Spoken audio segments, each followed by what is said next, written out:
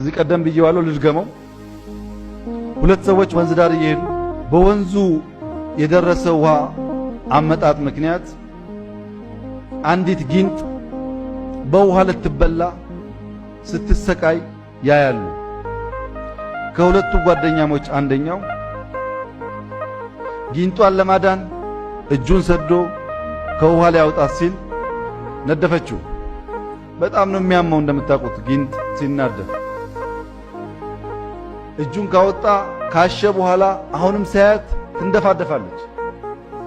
ድጋሚ ሊያወጣት ሞከረ፣ ነደፈችው። አሁን አሞት እየተሰቃየ ሲያት ትቸገራለች። በጨርቅ ጠቅሎ እጁን ለሶስተኛ ጊዜ አወጣት እና ጓደኛው እሷ እየነደፈች አንተ ለምን ልታወጣ ትሰቃያለህ ሲለው እኔ ሰው ነኝ፣ እሷ ጊንጥ ናት። የእሷ ሥራ መናደፍ ነው፣ የኔ ሥራ ማዳን ነው። እኔ ስራዬን ነው የሰራሁት። ስራዬን እንዳልሰራ ለምንድነው ጊንጥ እንደሆን ምን የምትመክረኝ አለው ይባላል። ለምን አክቲቪስት ሆናለህ? አንተ የተፈጠርከው ህዝብ ልታስተዳደር ነው፣ እንድታለማ ነው። አክቲቪስቱ እዛ ያውራ፣ አንተ ስራ ካለ ቦታ ለምን እሱን ለመሆን ትሞክራለህ?